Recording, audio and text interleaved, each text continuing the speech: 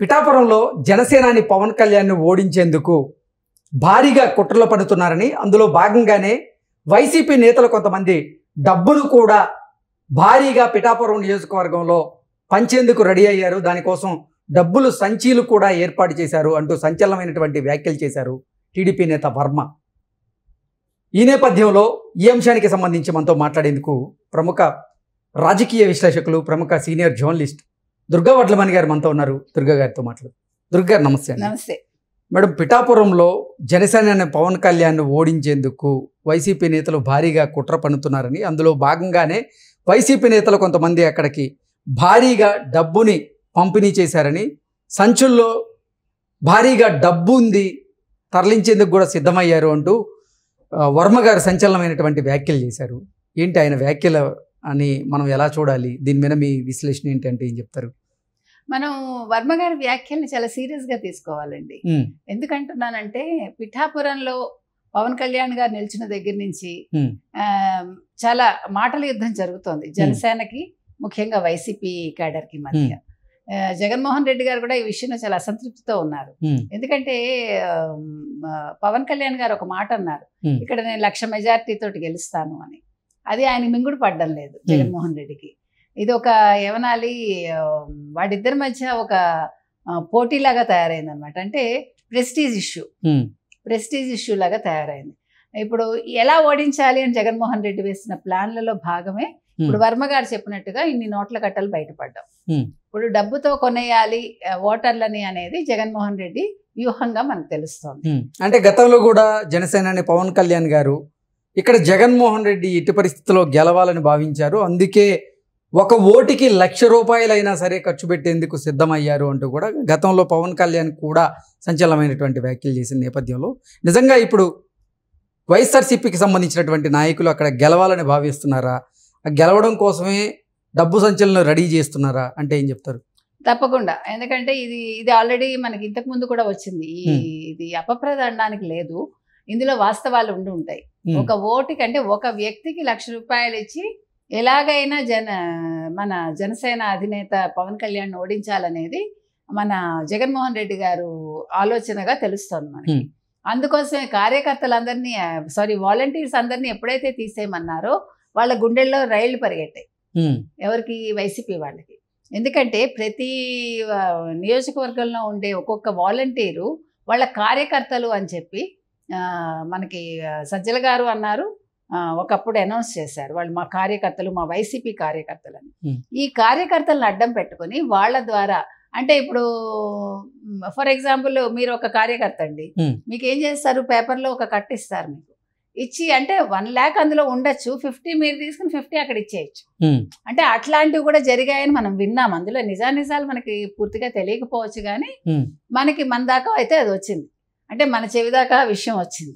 కాబట్టి ఇప్పుడు చావో రేవో అంటారు, అలా ఉందన్నమాట. ఇప్పుడు జగన్మోహన్ రెడ్డికి జనసేన అధినేత ఓడిపోవాలి. ఎందుకు ఓడిపోవాలి? గతంలో ఎవరికి వాళ్ళు ఇండివిజువల్గా పోటీ చేశారు, లాస్ట్ మినిట్ వరకు కలిసి ఉందాం అనుకున్నారు జనసేన టీడీపీను. కానీ లాస్ట్ ఎన్నికల్లో వాళ్ళు సరే ఏదో ఒక రీజన్ తోటి వాళ్ళు విడివిడిగా పోటీ చేశారు. పోటీ చేసినప్పుడు ఏమైంది, ఇప్పుడు ఇద్దరు కొట్టుకుంటే ఎప్పుడు కూడా మధ్య వాడికి లాభం జరుగుతుంది. ఇప్పుడు మనకి పిల్లులు కథ తెలుసు, కోతులు కదా, 2 కోతులు కొట్టుకుంటే మధ్యలో పిల్లలు, అయితే 2 పిల్లులు కొట్టుకుంటే మధ్యలో కోతు, అది వచ్చి ఆ అట్టు తీసుకుని వెళ్ళిపోతుంది. అట్లాగా గతంలో అది మన జగన్మోహన్ రెడ్డి గారికి లాభించింది. ఈసారి ఆయన అవాక్కైంది ఎక్కడంటే, ఫస్ట్ నుంచి కూడా జనసేన పవన్ కళ్యాణ్ గారు చంద్రబాబు నాయుడు గారికి ఫస్ట్ నుంచి కూడా పవన్ కళ్యాణ్ గారు చంద్రబాబు నాయుడు గారికి సపోర్ట్ చేస్తూనే వచ్చారు.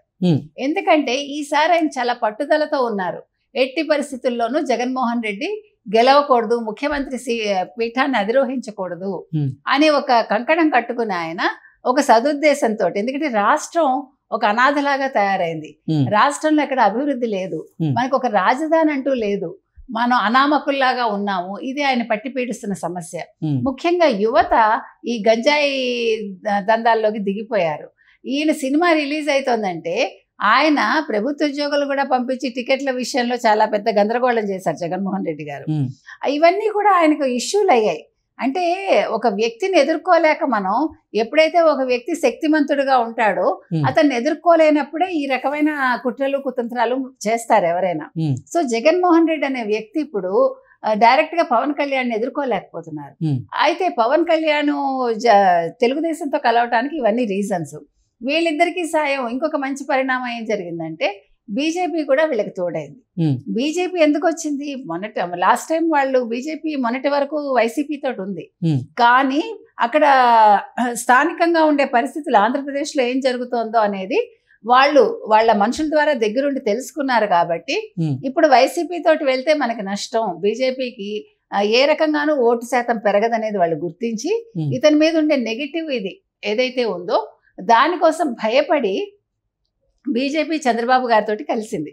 అటు అంటే టీడీపీ జనసేనలతోటి కలిసింది. ఇది ఒక మంచి పరిణామం. ఇప్పుడు ఈ ముగ్గురు కలవటం వల్ల జగన్మోహన్ రెడ్డికి ఒక భయం పట్టుకుంది. ముఖ్యంగా ఇప్పుడు జనసేన పవన్ కళ్యాణ్ అనే ఆయన నెగ్గటం అనేది చాలా ముఖ్యం మనకి. ఎందుకంటే లాస్ట్ టైం ఎందుకు ఓడిపోయారని పక్కన పెడదాం మనం. ఎందుకు పక్కన పెడదాం అంటే ఇప్పుడు అది ఇష్యూ కాదు. ఇప్పుడు కాపుల్లో ఒక అవేర్నెస్ వచ్చింది.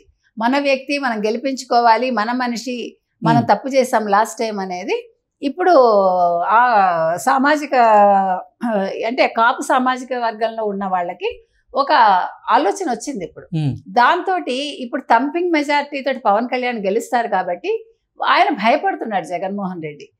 అసలు పవన్ కళ్యాణ్ గారిని జగన్మోహన్ రెడ్డి ఎందుకు ఓడించాలనుకుంటున్నారు పిఠాపురంలో అంటే ఏం చెప్తారు?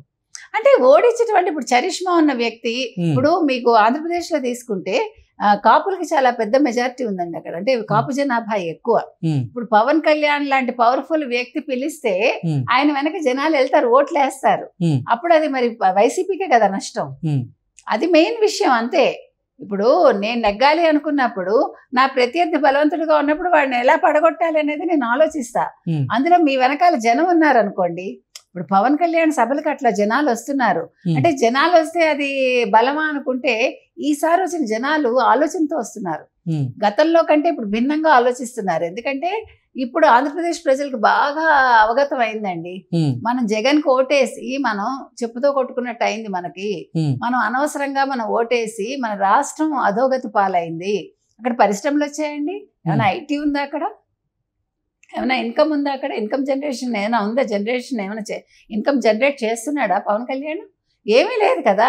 ఇప్పుడు అక్కడ ఉన్న వాళ్ళే ఇద్దరు బెంగళూరు ఆర్ హైదరాబాద్ ఆర్ చెన్నై వెళ్తున్నారు. అక్కడ ఐటీ వాళ్ళు ఎవరైనా ఉన్నారండి మీకు? అన్లెస్ వర్క్ ఫ్రమ్ హోమ్ చేసే వాళ్ళు కొద్దో గొప్ప తప్ప ఎవరు కూడా అక్కడ లేరు. అక్కడ ప్రజలు భయపడుతున్నారు బతకటానికి. సో ఈ అన్ని విషయాలు దృష్టిలో పెట్టుకుని జగన్మోహన్ రెడ్డికి ఏంటి విషయం అర్థమైంది కాబట్టి ఇప్పుడు ఎలా నెగ్గాలి అనే ఒక భయంతో నోట్ల కట్టలు గుమ్మరించి పవన్ కళ్యాణ్ అన్నవాడిని లేకుండా చేయాలి, ఆయన గెలవకుండా చేయాలి, అప్పుడు టీడీపీకి కూడా అది మైనస్ అవుతుంది అనే ఒక దృష్టితోటి ఇవన్నీ చేస్తున్నారని నా ఉద్దేశం.